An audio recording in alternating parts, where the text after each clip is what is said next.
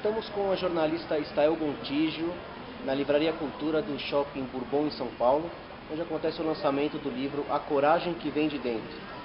Estael, eu gostaria que você conversasse com a gente, falasse para o público a respeito da experiência que você viveu para conseguir recolher todas essas histórias que estão sendo lançadas no livro. Eu estava tão carregada de emoção que falar para mim é difícil, porque eu descarreguei toda essa emoção no livro, entendeu? Então, teve um momento que eu tive muita dificuldade até para dar entrevista, porque eu me senti assim, aquele processo quando você termina um livro e você se sente oca, não tem o que dizer, e aí fala, sobrevive, eu falo, poxa, não está lá, né? Para cada momento, cada emoção. No princípio, esse livro para mim foi uma grande surpresa, porque não é meu erro De trabalho. E eu fiquei assim, meio receosa de escrever e tal. O resultado final que teria.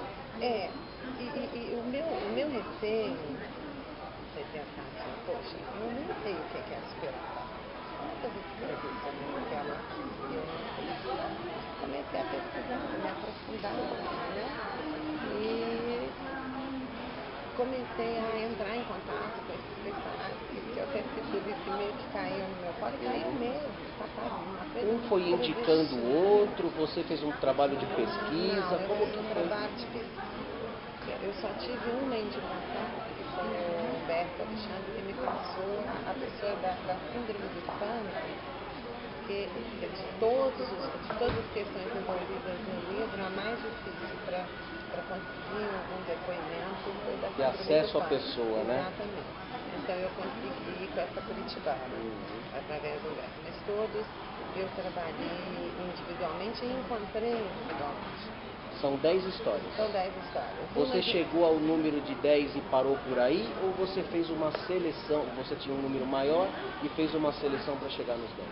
Eu fiz exatamente os 10. Os 10 primeiros que você encontrou, fechou aí o livro. Exato. E foi eu falo que foi meio como caiu, porque eles têm em comum não só a superação, né, de questões de tragédias que realmente são muito difíceis, sabe? Quando a gente fala superar e tal, mas eles realmente ressurgiram daquilo. Só lendo o livro para ter uma ideia, né? Não adianta a gente falar que não vai, a pessoa não vai chegar ao ponto certo da história. No livro, assim, não foi, eu tive um problema de saúde, estarei, não. Eles tiveram que reaprender a viver. Porque eles tiveram um momento e de repente a vida obrigou a eles a uma mudança radical. De uma forma brusca, né? De uma hora para outra muda completamente. Quando eu peguei o primeiro e eu disse, poxa, esse tem uma história impactante, né? Vou entrevistar. Aí eu descobri que ele trabalhava auxiliando pessoas, que são todos assim, não são voluntários e nem são pessoas que trabalham no mercado nem tem mercado, não, mas gente a parte de problema. atendimento a quem passa por um problema. Quem passa por problemas semelhantes, né? Foi o caso, primeiro que eu entrevistei foi o Humberto, ele era um executivo do mercado financeiro e ficou paraplégico. Num acidente de carro. Num acidente de carro. E desde então ele vem ajudando pessoas que sofrem, né, essa paralisia instantânea da vida a se reinserir no mundo. Que é a primeira reação dessas pessoas é se trancar no quarto. Sim, né? Se fechar para o mundo, então né? Ele é aquela pessoa que faz aquela terapia de choque, como diz ele, de tirar aquela pessoa do quarto, de mostrar que a vida continua de um novo forma. Ficou bacana, é um trabalho social. Aí veio o segundo e também tinha esse perfil, sabe? Social, de trabalho social, o terceiro, o quarto, quando chegou no quinto, né? Que eu falo que às vezes para morrer de repente eu levo um pulmão. E quando chegou no quinto eu falei, poxa, o que eles têm em comum não é só a superação, né? É a solidariedade. Eles fizeram da vida deles um auxílio para os outros que passam por problemas como eles passaram. Exatamente. E não é a profissão, a subsistência de nenhum. Eles não vivem disso. Não vivem disso. Mas se dedicam muito a eu essa diria parte. que 60% do dia deles é voltado para solidariedade humana. Sem nenhum interesse Sem financeiro. nenhum interesse. Então isso assim, foi uma coisa bacana. Aí do quinto em diante eu falei, eu só vou trabalhar então com pessoas com esse perfil. Com esse perfil. E consegui chegar nesses 10 números aí que, para minha alegria, até não foi difícil encontrar com pessoas, ou eu não sei se o destino nos colocou, sabe? E você viajou o país inteiro atrás desses personagens, né? Não é uma coisa centralizada numa única região. Não, sul, sudeste, né? Eu trabalhei com pessoas de todo o país, com superações totalmente diferentes, né? Tem as pessoas que tiveram que superar preconceito social, as pessoas que tiveram que superar deficiência física. Abandono. Tem algum caso de, a partir do momento que a pessoa teve o problema, ela foi abandonada pelas pessoas que viviam em volta dela? Olha, tirando ali 3, eu até não quero fazer essa conta, mas em 3 pessoas, todas foram abandonadas. Entendeu? Talvez seja nos depoimentos que foram passados para você mais difícil superar isso do que o próprio acidente ou o problema que a pessoa tem, ou não? Sim e não. Porque houve histórias que as pessoas queriam ser abandonadas. Por exemplo, tem um personagem, eu só não quero dizer qual é. Sim, então, né, tem que não manter o perder suspense, lógico. Mas que ele teve esse problema, ficou deficiente físico, e ele rezava todos os dias para a esposa abandonar. Porque ele sabia que ele ia ser a chave propulsora da infelicidade dela. Porque ele estava com ela há mais de 20 anos e sabia que ela não ia se adaptar, que ela não tinha força. Essa nova realidade. Então, de uma certa maneira, inconscientemente, ele trabalhou com isso, sabe?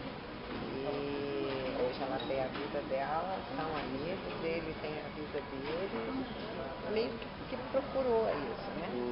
Agora, existe aquela pessoa que foi uma pessoa que me chamou, sabe, que me emocionou muito, porque foram 8 horas de entrevista. A menor entrevista minha foi 5 horas. A menor entrevista, 5 horas. E aí você se envolve naquele mundo que você não conhece. Porque eu cheguei, me apresentei, né? Bom dia, sou fulana, marquei com você, vim aqui ouvir a sua história. E aí você tem que ter toda aquela delicadeza para a pessoa se sentir à vontade. Sem dúvida. Porque ela não está acostumada com essa abordagem. Exato. E eu fiquei muito feliz com o resultado, porque todos os retornos de todos os personagens, inclusive essa de Curitiba, resume todos eles. Eu falei, olha, eu não sei se eu captei as suas palavras, mas eu acho que eu captei seu coração. Ela passou um e-mail para mim falando, olha, você captou tanto meu coração que até eu tô chorando com a minha história. Eu tô emocionada. Tá? Eu acho que houve essa troca, sabe? Foi algo de muito amor, aquele amor à primeira vista. Eu precisava conhecer, não tem como você não amar as pessoas, não admirá-las. E a maneira que elas iam, à medida que elas iam me contando a história delas, eu realmente ficava muito envolvida. Eram 5, 6, 7 horas de pura emoção. Eu imagino. Tanto que eu não conseguia fazer as transcrições em seguida. Eu sempre esperar um pouco, esperava deixar 3, 4 dias para transcrever. Aquela emoção tem que abaixar um pouquinho para poder escrever com raciocínio melhor. Exatamente. Para que eu pudesse me colocar na voz do personagem, e não a minha. Sim. Porque eu quis manter isso, sabe? A Seria voz influenciada, né? A emoção então, influenciaria. Eu dava esse tempo para mim. E o tempo mais difícil de vencer foi o da Francisca, que é a história que eu coloco, que eu chamo de A Força Exército, que é a surda. Quando eu descobri que tinha a surda cegueira, eu falei, poxa, como que essa pessoa assiste? Né? Que é a minha primeira pergunta, como se comunica com o mundo.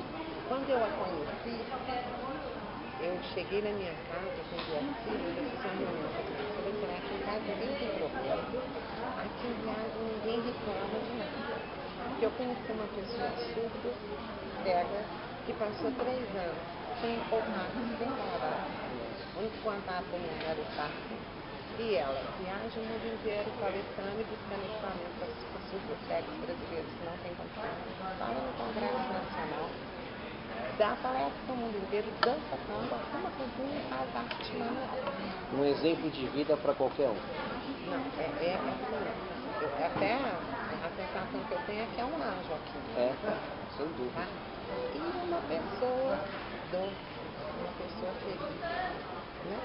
E aí você começa a questionar quem reclama que você não trocou o carro esse ano, sabe? Porque não viajou para Buenos Aires no feriado. Sem dúvida. É uma pessoa dessa que não tem a menor preocupação com ela. Vive para os outros. Exatamente. É tão mais limitada fisicamente que qualquer um de nós e tão grande. Stael, eu estou com receio de começar a conversar muito com você e a gente abrir o jogo aqui. Então, vamos apenas indicar A Coragem que Vem de Dentro, Gutenberg Editora, da jornalista Stael Gontijo, lançando aqui em São Paulo, na Livraria Cultura do Shopping Bourbon.